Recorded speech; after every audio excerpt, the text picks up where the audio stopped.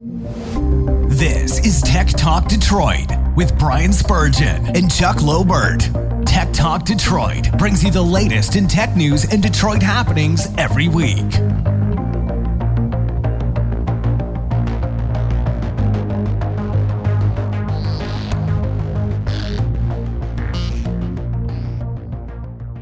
All right, welcome back to Tech Talk Detroit. We're happy to have you with us again today.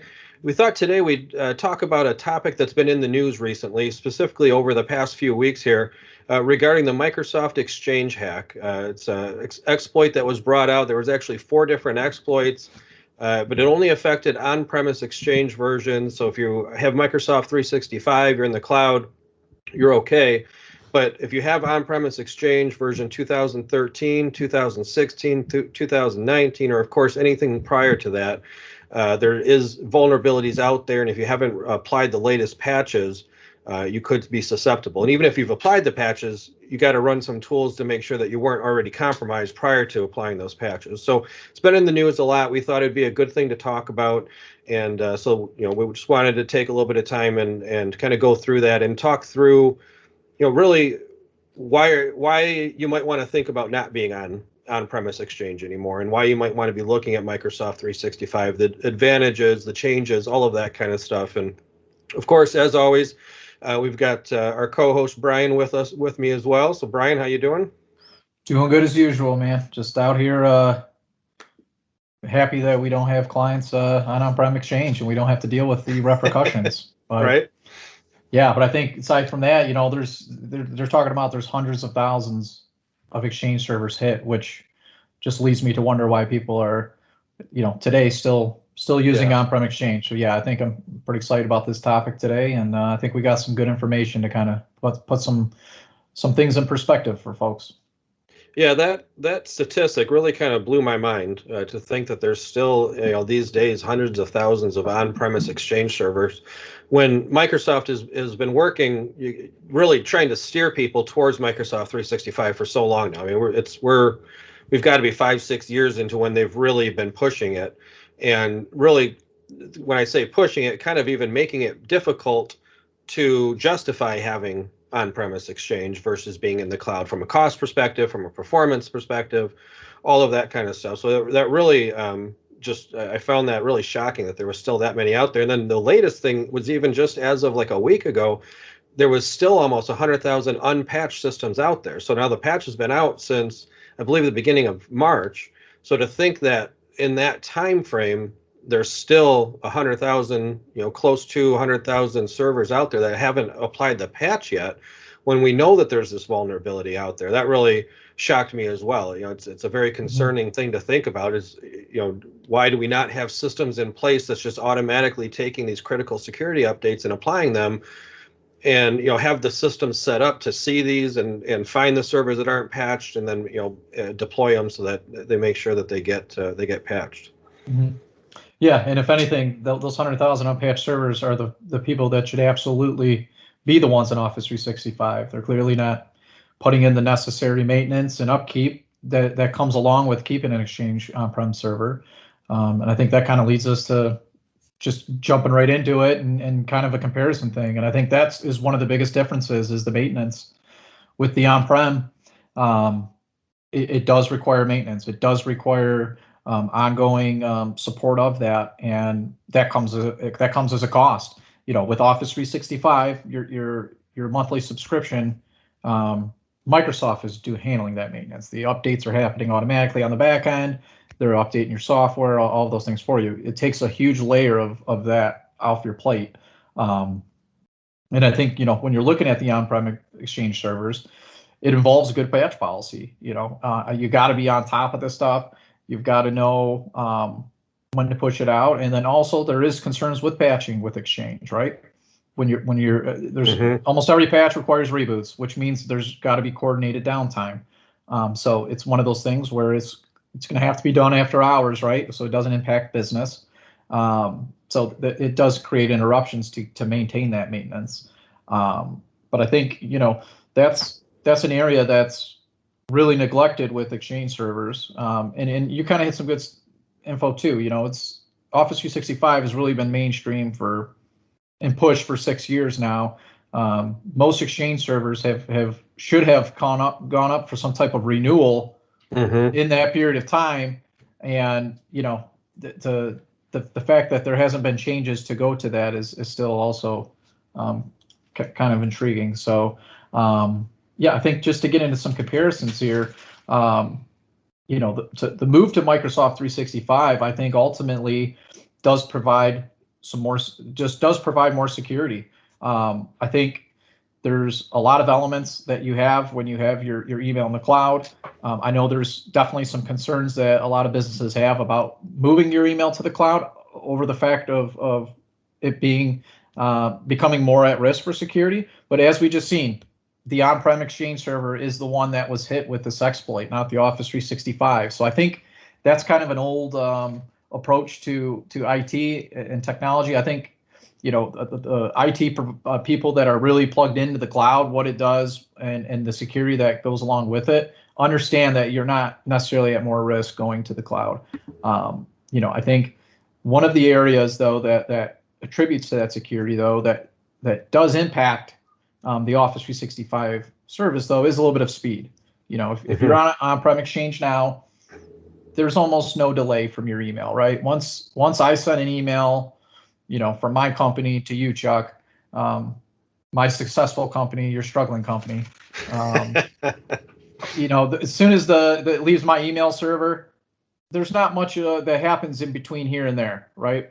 It's gonna, it hits your email server, you got your email right away.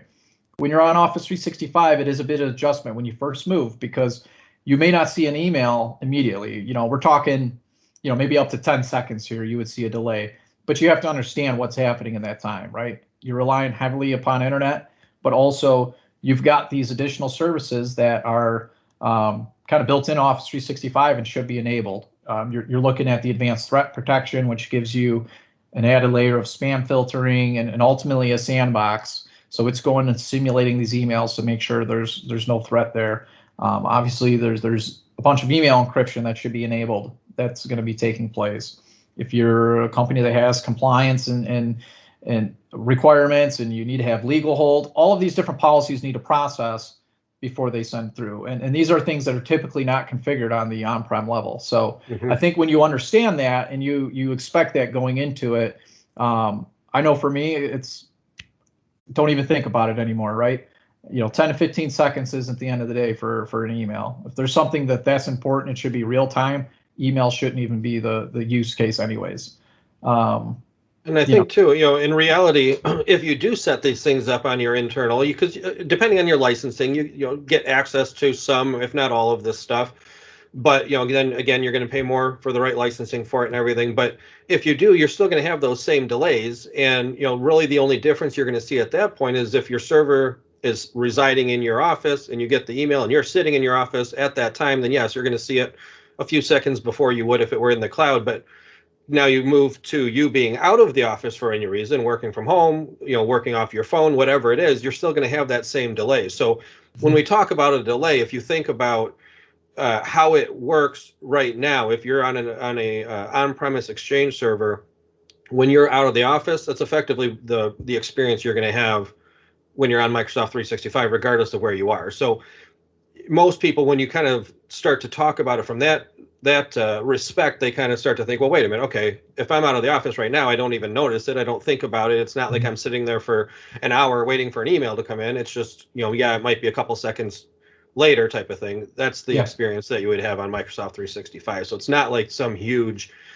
difference or, we have yet to have anybody that we've moved to Microsoft 365, and at this point we've moved hundreds of companies to Microsoft 365 that has come back to us after the fact and said, "Oh my goodness, I can't work like this. It's too slow." Most people don't even notice a difference. So, I think it's important to note. But those extra security measures are so important, especially in the world that we live in today, with all of the different exploits that are out there and all of the different people, the bad actors that are trying to attack all of these different companies and everything. Having all of these extra security options just built in, it's really just a matter of turning them on generally, depending on your Microsoft 365 licensing. It's just so important to do that it's worth having a little bit of a delay here and there to make sure that when you get that email that it's secure and it's good. Mm-hmm. Absolutely. I think cost is another good talking point we should hit on here. So I think that's another thing that people look at. I think when you're in a business, as you should always evaluate your cost. But I think it's important to understand what that cost really means when you're comparing on-prem to Office 365. With the on-prem Exchange, you're talking about largely upfront cost, which once you've addressed those upfront costs, the idea is that you don't have those costs anymore, right? And that's partially true. Mm-hmm. With Office 365, it is a monthly subscription. So when you're licensing on a per user basis, and you get all the functionality, all the features that you need included with that subscription. So looking about that, you have to look at what else there is beyond that Exchange cost, right? So you're going to need hardware, you're going to need a server to run this on. You're going to have to buy Windows licensing. You're going to have to buy the Exchange licensing so that you can spin up your email server. Then you're going to have to, you do have a user cost so all of your users, you need what's called CALs, your client access licenses. So you're going to need them for Windows and Exchange. And that is the gist of your upfront costs. Now, a couple things beyond there that I think get overlooked for a lot of, especially small businesses, right? This Office 365 might be the difference between you having any upfront cost or having just the monthly subscription, because beyond that Exchange server, you're probably running a local file share, and you got to have a domain controller to talk to these things. So you're either virtualizing or you're having multiple pieces of hardware to run this stuff. But the reality is, if you go Office 365, if you're just talking about file server and email, with your Office 365 licensing is included SharePoint storage. So for us, we've moved a ton of businesses to Office 365, brought the file share workloads with it, and ultimately eliminated the need to even have that hardware on site anymore.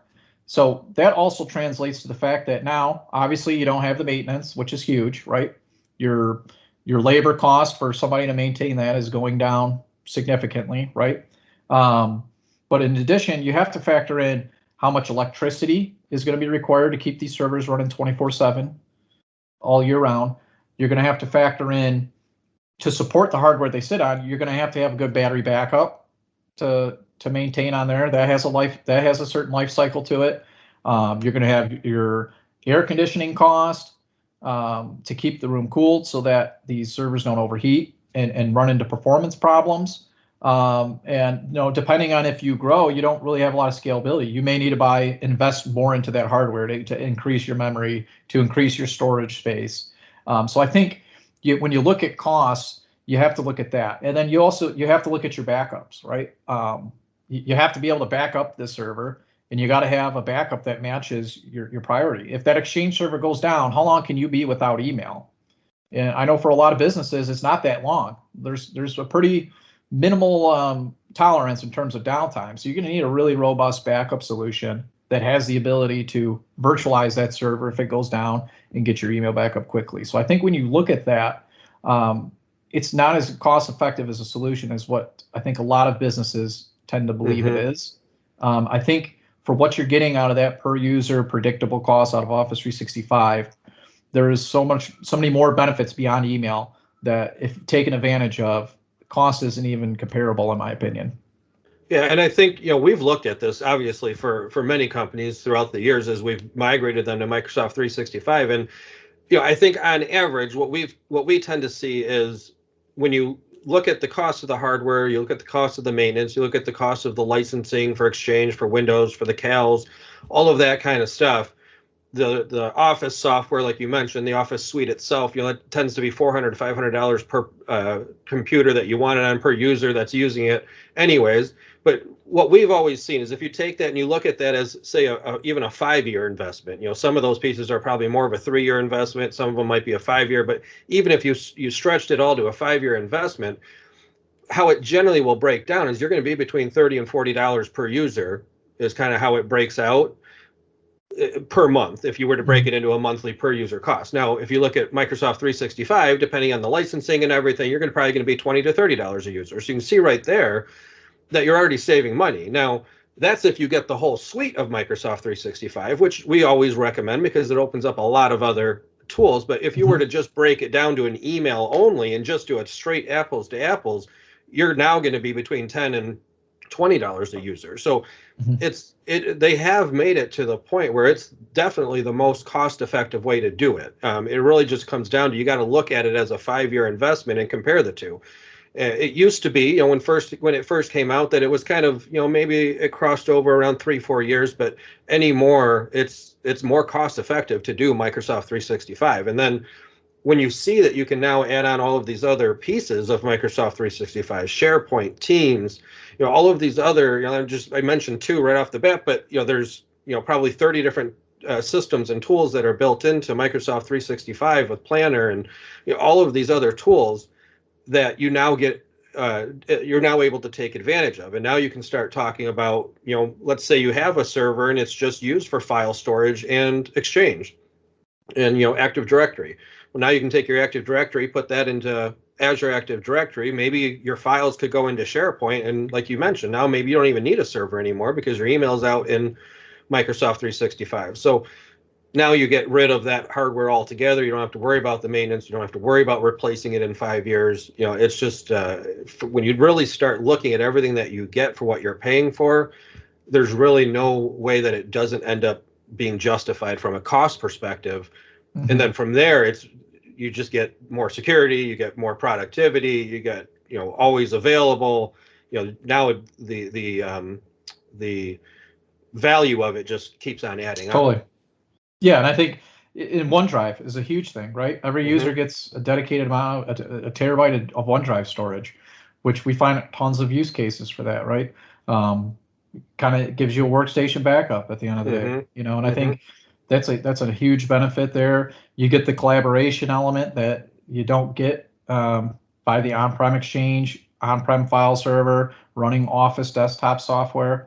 Not to mention, if you want to stay up to date, if you're a company that likes to stay, current, there's a new Office application every 3 years. There's a new Exchange server in that same timeline, like you said. So it's like, you're going to be throwing money at this every 3 years, anyways. And when you break it down, the cost is really, it's not comparable. I think you've got so much more value going with that Office 365 route. And I think, yeah.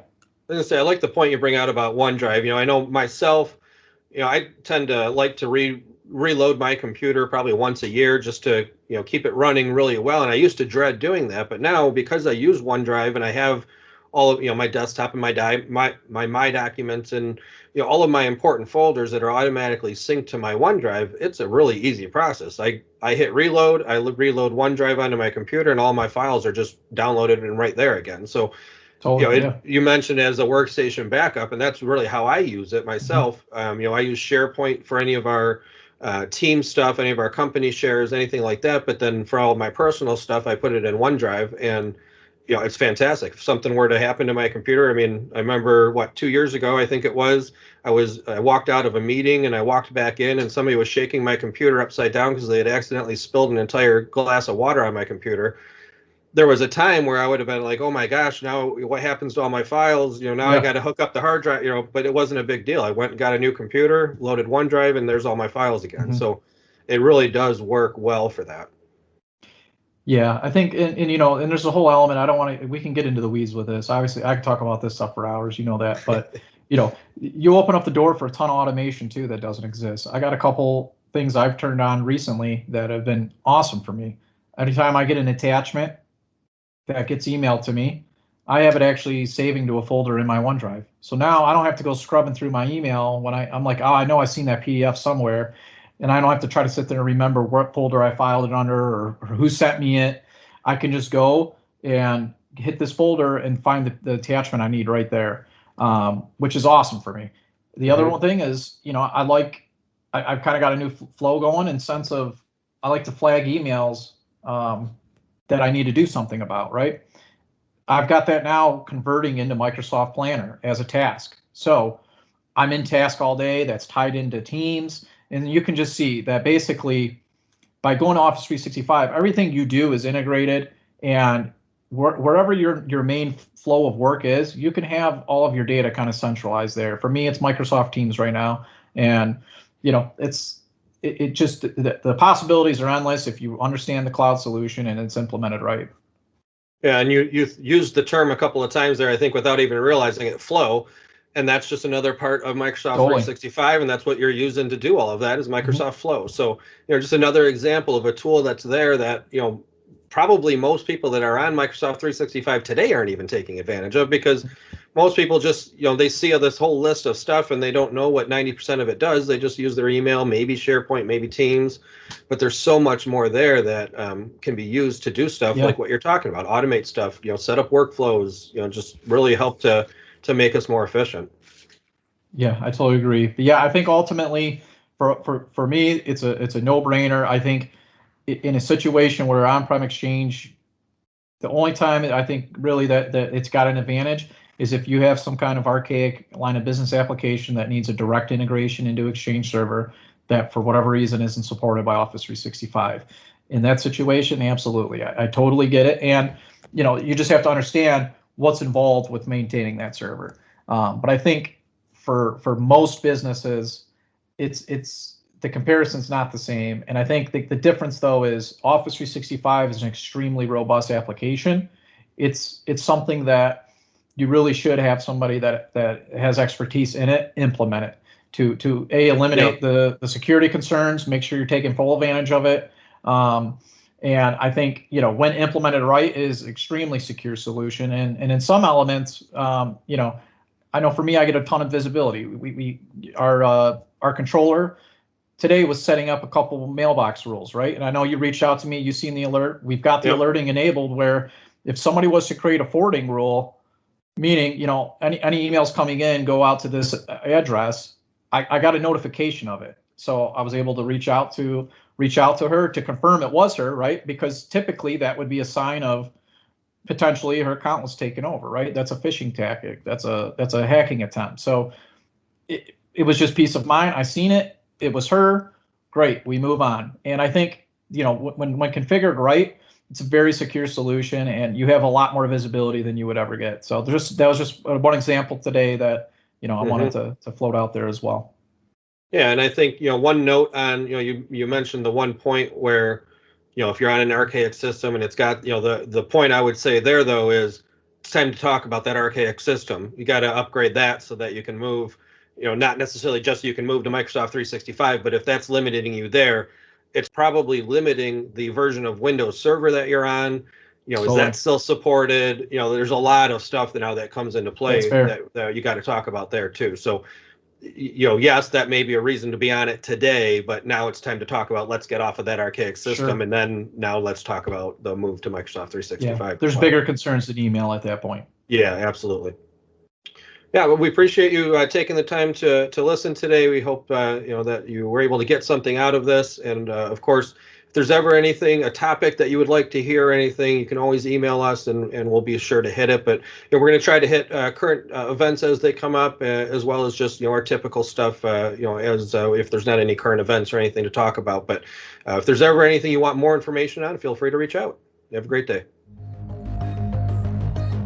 Interact with Tech Talk Detroit at techtalkdetroit.com or on Facebook, Twitter, and Instagram.